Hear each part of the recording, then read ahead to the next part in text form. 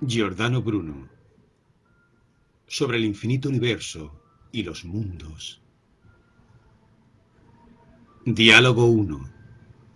Interlocutores: El Pino, Filoteo, Fracastorio y Burchio. El Pino. ¿Cómo es posible que el universo sea infinito? Filoteo. ¿Cómo es posible que el universo sea finito? El Pino. ¿Pretendéis que esta infinitud sea demostrable? Filoteo. ¿Qué clase de dilatación es esta? Fracastorio. Ad rem, si iubat. Por demasiado tiempo nos habéis tenido en suspenso. Burchio. Dadnos pronto alguna razón, Filoteo, porque me divertirá escuchar esa fábula o fantasía. Fracastorio. Modestius, Burchio, ¿qué dirías si, al final, la verdad te convenciese? Burchio. Aun cuando esto sea verdad, yo no quiero creerlo, porque no es posible que este infinito sea comprendido por mi cabeza, ni digerido por mi estómago, aunque, por así decirlo, bien quisiera que fuese del modo como dice Filoteo, porque, si por mala suerte yo cayese fuera de este mundo, siempre encontraría país. El Pino.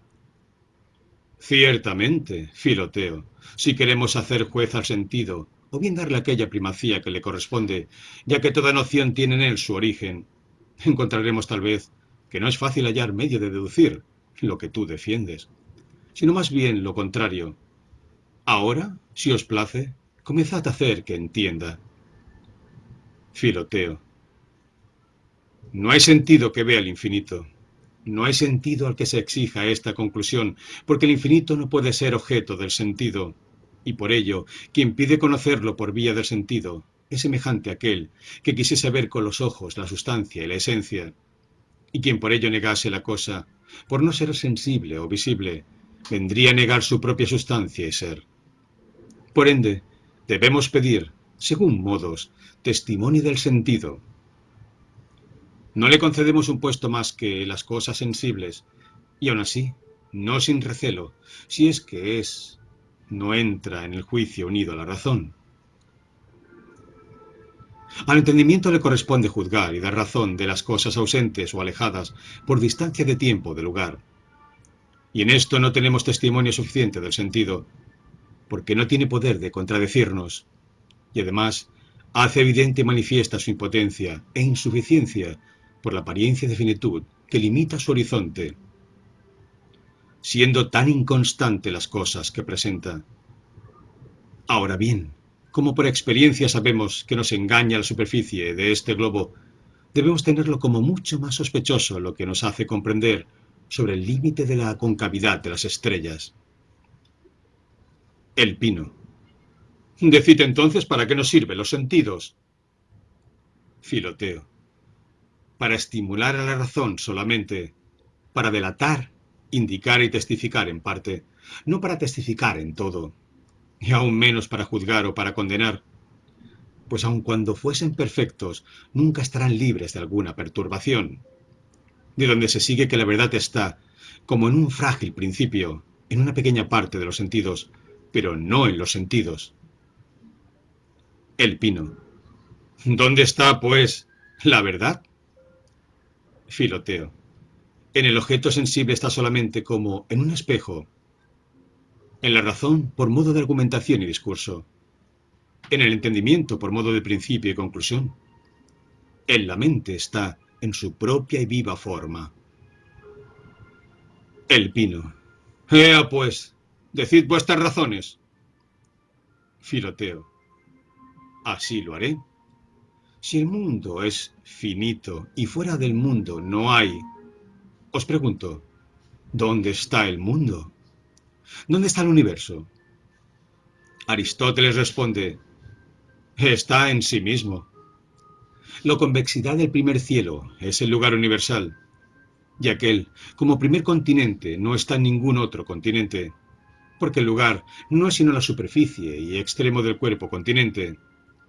De ahí se sigue que lo que no tiene cuerpo continente no tiene lugar.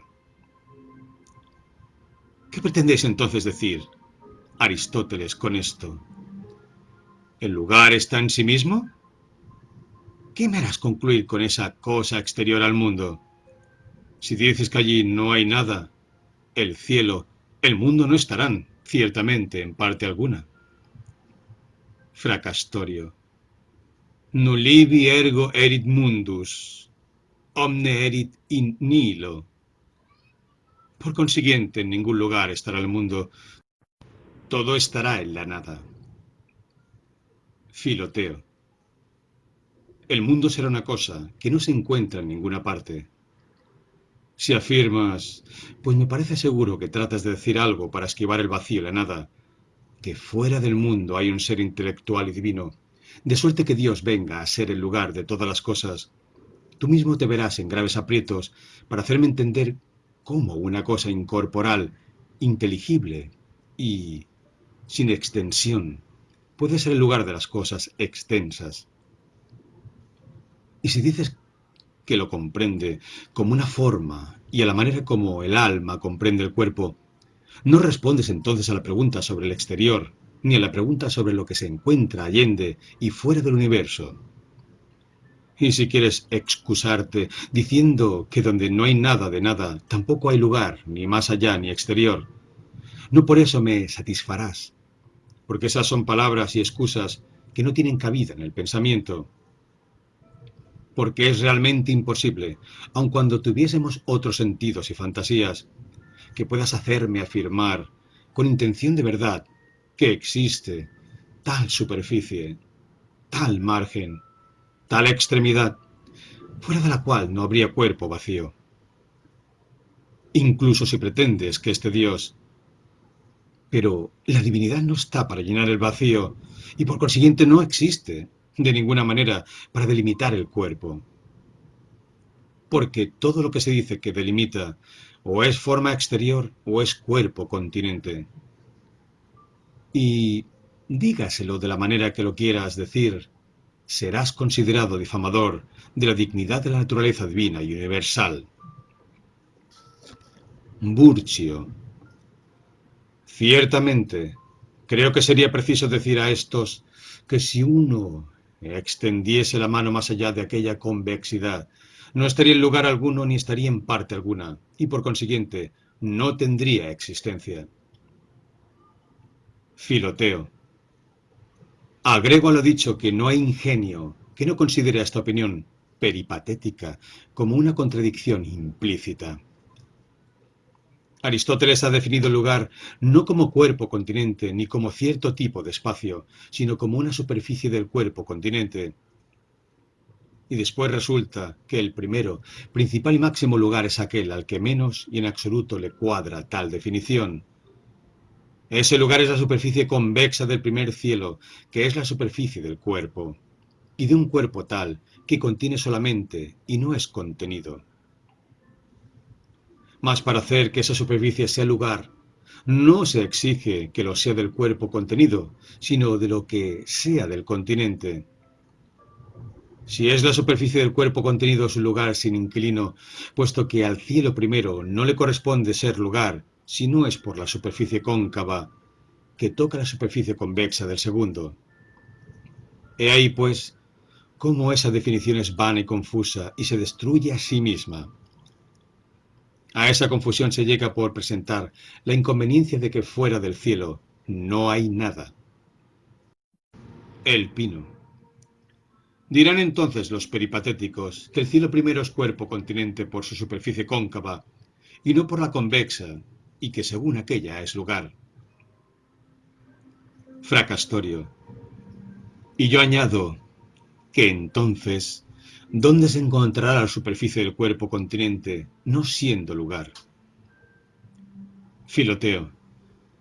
En suma, para ir directamente a nuestro propósito, me parece que es cosa ridícula decir que fuera del cielo no hay nada y que el cielo está en sí mismo, alojado por accidente siendo lugar por accidente, es decir, por sus partes.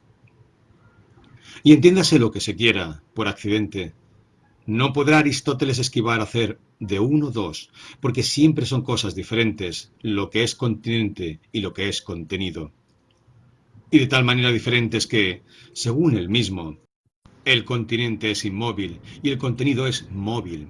El continente matemático y el contenido físico. Y sea lo que se quiere, la superficie, siempre preguntaré, ¿qué hay más allá de ella? Si se me responde que nada, diré que eso es el vacío, lo inane, y que tal vacío no tiene modo ni límite alguno ulterior, estando sin embargo delimitado interiormente. Y esto es más difícil de imaginar que considerar al universo como infinito e inmenso, pues no podemos esquivar el vacío si pretendemos poner el universo como finito. Veamos ahora si conviene que haya un espacio tal en el que no exista nada. En ese espacio infinito se halla este universo. Si por casualidad, si por necesidad, si por providencia, no me preocupa por el momento. Pregunto si este espacio que contiene al mundo tiene mayor aptitud de contener un mundo que otro espacio que esté más allá. Fracastorio. Me parece ciertamente que no, porque donde nada hay no hay diferencia alguna. Donde no hay diferencia de aptitudes. Y tal vez no haya aptitud alguna donde no hay ninguna cosa. El pino. Ni tampoco ineptitud alguna. Y de entrambas, más bien aquella que está. Filoteo. ¿Decís bien? Así, yo afirmo que como el vacío, que comporta necesariamente esta opinión peripatética, no tiene aptitud alguna de recibir, bastante menos la tiene de rechazar el mundo. Pero de estas dos aptitudes, a la una la vemos en acto y a la otra no la podemos ver en absoluto, como no sea con el ojo de la razón. Como, pues, en este espacio, par igual a la grandeza del mundo, llamado materia por los platónicos, se encuentra este mundo. Así otro cualquiera puede estar en ese espacio y en innumerables espacios más allá de este e iguales a este. Fracastorio. Ciertamente, con más seguridad podemos juzgar a semejanza de este que vemos y conocemos que a semejanza del que, contrariamente, no vemos ni conocemos. Esto es lo que razonablemente debemos concluir, porque, según nuestro ver y sentir el universo, éste no tiene fin, ni termina en el vacío, más allá del cual nada hay. Pues, aun cuando todas las demás razones fuesen de igual valor, vemos que la experiencia es contraria al vacío y no a lo lleno. Diciendo esto siempre estaremos excusados, pero diciendo de otro modo, no esquivaremos a la postre mil acusaciones e inconsecuencias. Proseguid, Filoteo. Filoteo. Así, pues, en el extremo del espacio infinito sabemos ciertamente que hay aptitud para recibir cuerpos, y no sabemos nada más. En todo caso, me bastará saber que no repugna a la recepción, al menos en razón de que donde nada hay, nada ultraja. Falta por ver si es congruente o no que todo el espacio esté lleno. Si consideramos tanto lo que puede ser cuanto lo que puede devenir, hallaremos no sólo razonable, sino incluso necesario que esté lleno. A fin de que esto sea manifiesto, os pregunto si está bien que ello sea así. El pino. Muy bien. Filoteo. Así, pues, está bien que este espacio, que es igual a la dimensión del mundo, al cual lo quiere llamar vacío, y es semejante y no diferente al espacio, del que tú dices que no es más que la convexidad del primer cielo, se encuentre totalmente lleno. El pino. Así es. Filoteo. Además te pregunto, ¿crees que así como en este espacio se halla esta máquina llamada mundo, así habría podido o podría estar la misma máquina en otro espacio de este vacío? El pino. Diré que sí, aunque no veo cómo podemos atribuir diferencias y alteridad a la nada y vacío. Filoteo. Estoy seguro de que te das cuenta, pero no te atreves a afirmarlo porque adviertes a dónde te quiero llevar. El Pino. Puedes afirmarlo con seguridad, porque es necesario decir y entender que este mundo está en un espacio, el cual, si no existiese el mundo, sería indiferente a lo que está más allá de vuestro primer móvil. Fracastorio. Seguid, Filoteo. Filoteo. Por lo tanto, así como este espacio puede y ha podido ser y es necesariamente perfecto por contener, como dices, a este cuerpo universal, no menos perfecto puede y ha podido ser todo otro espacio. El Pino. Lo concedo, pero ¿por eso puede existir? ¿Puede haber existido? ¿Existe entonces? ¿Ha existido? Filoteo. Haré que, si quieres declararlo ingenuamente, afirmes que puede existir, debe existir y que existe. Porque así como estaría mal que este espacio no estuviese lleno, es decir, que no existiese este mundo, así, y no menos grado, por estar libre de diferencias, está mal que todo el espacio no esté lleno, y en consecuencia las dimensiones del universo serán infinitas y los mundos innumerables. El Pino. ¿Qué causa hay para que existan tantos mundos? ¿No basta con uno? Filoteo. Si está mal que no exista este mundo, o que existiendo no se encuentre lleno, ¿ello es en razón de este espacio o de otro espacio igual a este? El Pino. Afirmo que está mal en razón del mundo que está en este espacio, el cual, indistintamente, podría hallarse en otro espacio igual a este. Filoteo. Si bien lo consideras, todo esto viene a ser una misma cosa, porque la bondad del ser corporal que existe en este espacio, o que podría existir en otro igual a este, es adecuada y apropiada a la bondad conveniente y a la perfección de un espacio de tal clase y magnitud, como lo es este y otro igual a este, y no es adecuada a aquella bondad que puede existir en otros espacios innumerables semejantes a este. Tanto más cuanto que si hay razón para que haya un infinito bueno fuera de toda proporción, hay razón para que hay un infinito bueno, porque allí donde el finito está bien por conveniencia y esencia, el infinito lo está por necesidad absoluta. El Pino. El infinito es ciertamente bueno, pero incorporal. Filoteo. En que el infinito es incorporal coincidimos. Pero, ¿qué es lo que hace que no convengan la bondad y la existencia del cuerpo infinito? ¿O qué repugnancia hay en que el infinito, implicado en el simplicísimo e indivisible primer principio, no se encuentra explicado en este simulacro suyo, sin fin ni términos, capaz de mundos innumerables?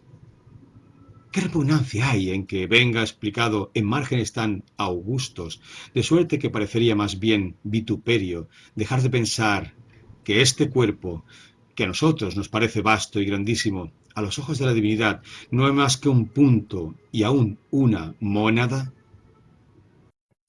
El Pino. Como en modo alguno la grandeza de Dios consiste en las dimensiones corporales, omito decir que el mundo nada le añade. Así no podemos pensar que la grandeza de su simulacro haya de consistir en la mole mayor o menor de las dimensiones. Filoteo. Decís bastante bien, pero no respondéis al nervio de la argumentación, porque yo no reclamo un espacio infinito, y la naturaleza no tiene un espacio infinito, por la dignidad de la extensión y de la masa corporal, sino por la dignidad de la naturaleza y de las especies corporales. Porque de una manera incomparablemente mejor se presenta la excelencia infinita en individuos innumerables que en individuos numerables y finitos. Por eso es necesario que del inaccesible rostro divino el simulacro sea infinito y que en éste, como miembros infinitos, se encuentren mundos innumerables. ¿Cuáles son los otros? Los miembros propios de la divinidad. Por ello, mediante innumerables grados de perfección, que expliquen por modo corporal la excelencia divina incorporal, Deben existir individuos innumerables. ¿Cuáles son estos grandes animales? Uno de ellos es la Tierra, Madre Divina, que nos ha parido y nos alimenta, y más tarde volverá a acogernos. Así, para contener estos mundos innumerables se requiere un espacio infinito. Al igual que está bien que este mundo haya existido y pueda existir, así, no está menos bien que, pudiendo existir, existan mundos innumerables similares a este. El pino. Diremos entonces que este mundo finito, con estos astros finitos, comprende la perfección de las cosas todas. Filoteo. Podéis decirlo, mas no probarlo, porque el mundo que está en este espacio finito comprende la perfección de las cosas finitas que están en este espacio, mas no las infinitas perfecciones que pueden existir en los otros espacios innumerables. Fracastorio. Por favor, detengamos y no hagamos como los sofistas, que disputan para salir victoriosos, y mientras no dejan de mirar a la planta, impiden que unos y otros lleguen a comprender la verdad. No puedo creer que haya pérfido tan obstinado que incluso pretenda negar que, dada la naturaleza de un espacio que puede comprender infinitamente, y dada la naturaleza de la bondad individual y numérica de los mundos infinitos que pueden estar comprendidos en el espacio, al igual que este que conocemos, cada uno de los mundos posee la naturaleza de una existencia congruente. Porque un espacio infinito tiene una aptitud infinita, y en esta aptitud infinita se aloja un acto infinito de existencia. Por eso el infinito eficiente no es reputado deficiente, ni la aptitud ineptitud. Conténtate, pues, el pino, escuchando otras razones si es que acuden a Filoteo. El pino. Veo bien, a decir verdad, que afirmar que el mundo, cual vos decís del universo, es ilimitado, no comporta inconveniente alguno, y viene a librarnos de angustias innumerables en las que nos vemos envueltos por la opinión contraria. Particularmente sé que no es preciso, junto con los peripatéticos, afirmar a veces cosas que desde nuestro punto de vista no tienen fundamento alguno. Así, si queremos, después de haber negado el vacío, tanto fuera como dentro del universo, responder a la pregunta de dónde está el universo, y decimos que está en sus partes, por temor a decir que no está en ningún sitio, como es el caso cuando se dice nullibi nusquam, mas no se puede impedir que de alguna manera sea necesario decir que las partes se encuentran en algún lugar y que, sin embargo, el universo no está en lugar ni espacio alguno. Pues esta opinión, como todos ven, no puede estar fundada en razón alguna, sino que significa manifiestamente una obstinada huida para no confesar la verdad, concediendo la infinitud al mundo y al universo o al espacio. De ambas posiciones, negación del vacío y localización del universo en sus partes, procede la confusión que les posee. Afirmo, pues, que si el todo es un cuerpo, y cuerpo esférico, y por consiguiente figurado y delimitado, es necesario que esté delimitado en un espacio infinito. Si queremos decir que este espacio infinito es nada, es preciso conceder el verdadero vacío. Pero si existe, no tiene una menor capacidad de mundos en el todo que en esta parte que vemos. Si no existe, debe entonces existir en el lleno y por consiguiente ser infinito. Y no es menos tonto decir que el mundo está alicubi, cuando se ha dicho que fuera de él no hay nada, e igualmente que está en sus partes. Como si alguien dijese que el pino está alicubi porque su mano está en su brazo, el ojo en su cara, el pie en la pierna, la cabeza en su torso. Mas, para concluir y no conducirme como sofista, que se demoran las dificultades aparentes, y para no negar, es decir, o que pueden existir infinitos mundos semejantes a este en el espacio infinito, o que este universo extiende su capacidad y comprensión a muchos cuerpos, cuáles son estos a los que se llama astros, e incluso que, ya sean semejantes o desemejantes estos mundos, no con menos razón sería mejor que existiese un mundo en vez de otro, porque no tiene menos razón de existir el uno que el otro, infinitos que muchos. De ahí que, así como estaría mal la supresión y la no existencia de este mundo, asimismo no estaría bien la no existencia de otros mundos innumerables. Filoteo. Digo que el universo es todo el infinito, porque no tiene márgenes, términos ni superficies que lo limiten.